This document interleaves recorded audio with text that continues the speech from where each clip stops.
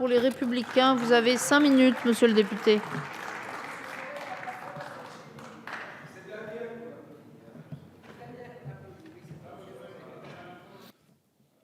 Merci beaucoup, Madame la Présidente, Messieurs les ministres, Madame le rapporteur, Monsieur le Président de la Commission des finances, mes chers collègues. Alors c'est vrai qu'on dit souvent que ce budget est un budget creux, voire même inutile, où il y a peu de choses dans ce projet de loi de finances. Je trouve qu'il a quand même un mérite, c'est d'avoir remis le soldat héros au devant de la scène. Alors peut-être un peu malencontreusement, il faut le dire, avec cette proposition de fusion de l'impôt sur le revenu avec la CSG, proposition qui est une négation, il faut se le dire, de la valeur travail.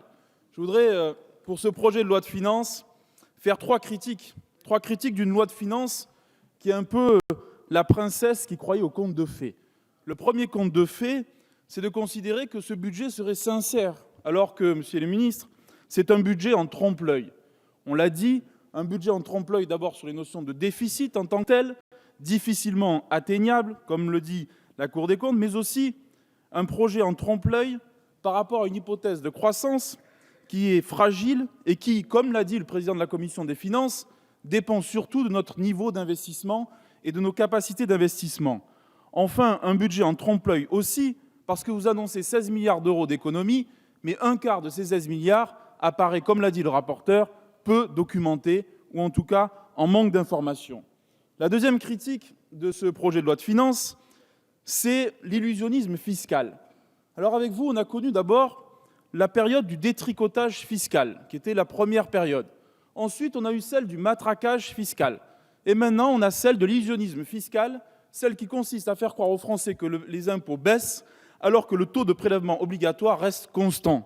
Vous savez, monsieur le ministre, je n'ai pas fait l'ENA, mais quand on regarde que le taux de prélèvement obligatoire reste constant, force est de constater que ça veut dire que si des impôts baissent, d'autres augmentent. C'est le cas de la contribution climat-énergie et c'est le cas, vous le savez aussi, de la contribution au service public de l'électricité.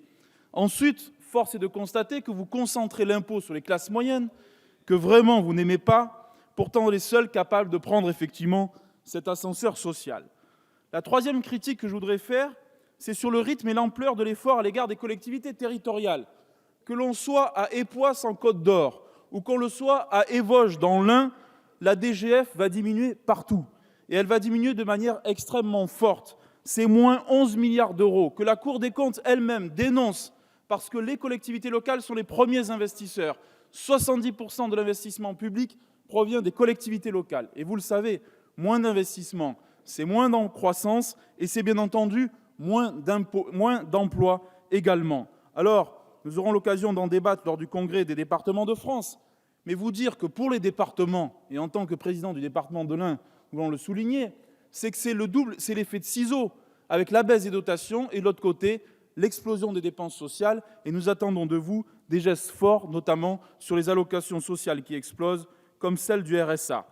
Un seul point à noter positif quand même dans ce projet de loi de finances, c'est l'article qui concerne l'augmentation du plafond du fonds de soutien, qui était effectivement un sujet essentiel et que nous devons aussi aller plus loin par la commission consultative d'évaluation des normes pour bien isoler comptablement l'IRA, c'est-à-dire le remboursement anticipé. Pourquoi ? Tout simplement pour éviter d'augmenter l'encours de dette des collectivités territoriales.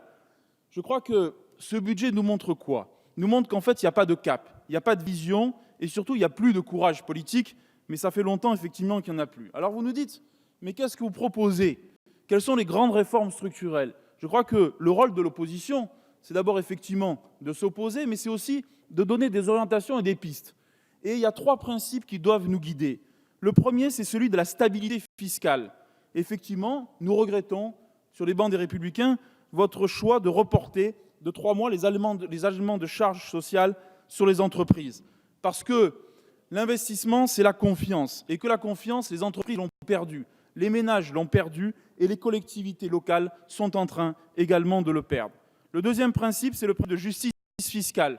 Oui, nous croyons à l'universalité de l'impôt. Et si vous vous satisfaites du fait qu'il y ait moins aujourd'hui de contribuables qui payent l'impôt sur le revenu aujourd'hui qu'hier, je pense qu'au contraire, c'est une erreur.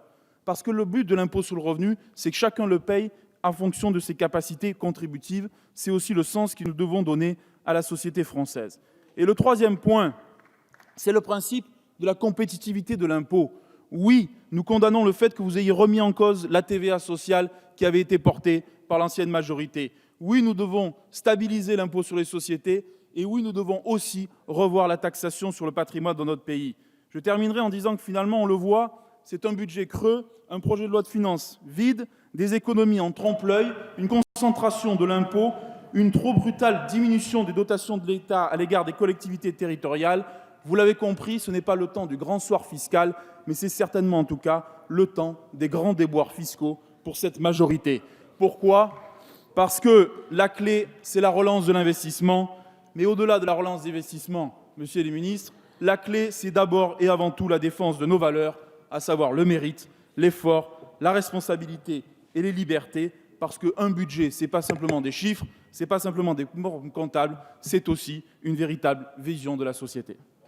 Merci, monsieur le député. La parole est à monsieur Razi Hammadi.